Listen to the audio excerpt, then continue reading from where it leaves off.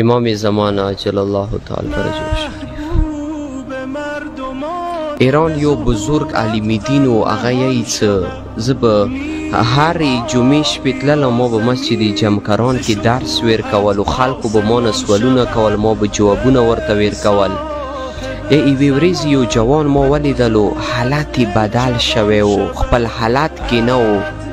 حالت یې غیر شوی و ما پوښتنه ورنه وکړه ای جوان ویلې خفه یې ویلې خپل حالت کې نه یې ما ته د ای اکا ما امام زمان سره ملاقات وشولو.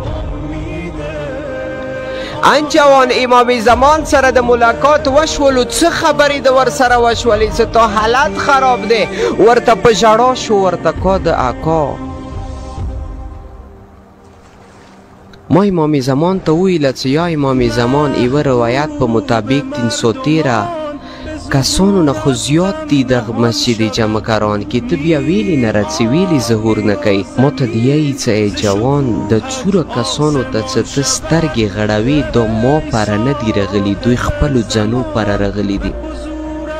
چاته گاڑی پکار دی چاته دولت پکار دی چاته خونه پکار دی چاته اولاد پکار دی هر یو کس بیل بیل حاجت راوړی دی دیو جینه دو دلته رغلی دي چو خپل نفس را نوړلو چې یا امام دا واخله